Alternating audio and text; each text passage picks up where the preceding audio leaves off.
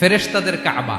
আমরা যেমন মক্কায় কাবা, ফেরেশতাদের কাবা কেবলার নাম হচ্ছে আল বাইতুল মামুর, 7 আসমানের উপরে। এটা কত বড় শুনেন। প্রতিদিন বিশ্বনবী বলেন, প্রতিদিন এই আল বাইতুল মামুর ফেরেশতাদের মসজিদে 70,000 ফেরেশতা ইবাদতের জন্য চান্স পায়। প্রতিদিন কয় হাজার? একবার ঢুকে যে বের হয়ে যায় কিয়ামতের আগে দ্বিতীয়বার আর তারা চান্স পাবে না।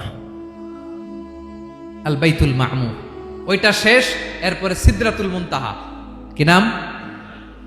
সীমান্ত বৃক্ষ। এটা আরো বড়, একটা বিশাল বড় বড়ই গাছ আল্লাহ বানাইছে।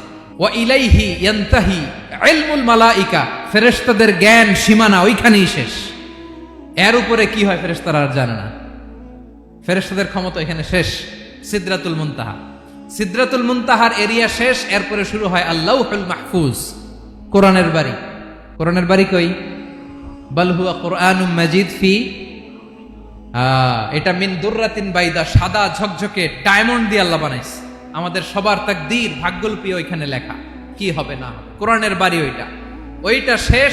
এরপরে শুরু হয় লা জামান লা মাকান এরিয়া। ওইখানে কোনো জামান নাই, মাকান নাই, no time no space area শুরু। ওইখানে কুরসি, যেখানে আল্লাহ পা রাখেন বা কুদরতি পা রাখেন, আল্লাহর কুরসি। বড় রাজা বাদশারা সিংহাসনে বসে পা রাখে একটা টেবিলের উপর, শাহী টেবিল, ওইটার নাম কুরসি।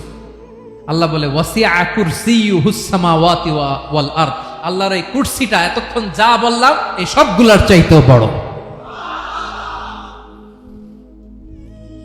কুরসির উপরে আছে আল্লাহর আরশ, আর রহমানু আলাল আরশি ইস্তাওয়া, রব্বুল আলামিন ওই আরশের উপরে। আমি যেমনি চেয়ারের উপরে এরকম না, যেভাবে আল্লাহর জালালিয়াত, হিজ হাইনেস, হিজ রয়্যালনেস, আল্লাহর জালালিয়াত, আল্লাহর কুদরতের মাধ্যমে যেভাবে আল্লাহ আরশের উপর থাকা দরকার, আল্লাহর সত্তা, আল্লাহ ঠিক ওইভাবে আছে।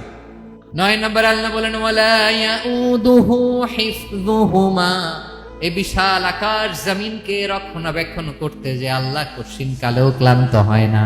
নাকি আমার আপনার মতো ক্লান্ত হয়? আল্লাহর ক্লান্তি আছে, শ্রান্তি আছে, বিশ্রাম আছে, বিরাম আছে, ঘুম, জিমানি? সুবহানাল্লাহ পড়েন। আল্লাহ বলে ওয়ালা ইয়াউদুহু হিফযুহুমা, এগুলোকে রক্ষণাবেক্ষণ করতে আল্লাহ ক্লান্ত হয়ে পড়েন না। 9 নম্বরে বললেন আল্লাহর কোনো ক্লান্তি নাই, সব কিন্তু দেখভাল করেন, প্রতি মুহূর্তে প্রতি সেকেন্ডে যার যেটা লাগে করেন। এই পুরো বসুন্ধরা, পৃথিবী, মহাবিশ্ব যেভাবে চলা দরকার সৃষ্টির পর থেকে আজও চলছে। চালায় কে? ইঞ্জিনিয়ারটা কে? আসল কারিগরটা কে? 9 নম্বর চলে গেল, আল্লাহ ক্লান্ত হন না। আর বাকি রইল কয়টা? সব শেষে আল্লাহ তাআলা বললেন ওয়া হুয়াল আলিয়ুল আযীম, ওয়া হুয়াল আলিয়ুল আযীম, তিনি হচ্ছেন আল আলিয়ুল আযীম। সব শেষ কথা। প্রিয় ভাইয়ের, আমি বলেছিলাম আয়াতুল কুরসিতে আল্লাহর মোট কয়টা সুন্দর সুন্দর নাম আছে? 2টা তো বলে ফেলছে। এগুলো কি ছিল? আল হাইয়ু, আল কাইয়ুম। এবার সব শেষে 3 আর 4 নাম্বারটা আসছে। এটা কি? একটা আল আলী আর একটা আযীম।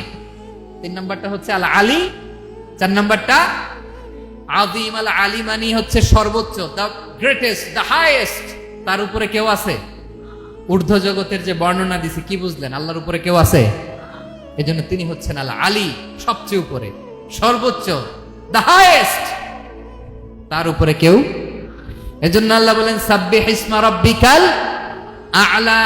আল আলিয়ার আল আ'লা কাছাকাছি অর্থ প্রশংসা করো ওই আল্লাহর যিনি হলেন আ'লা, সবচেয়ে বড়। তার চেয়ে বড় কেউ আছে নাকি?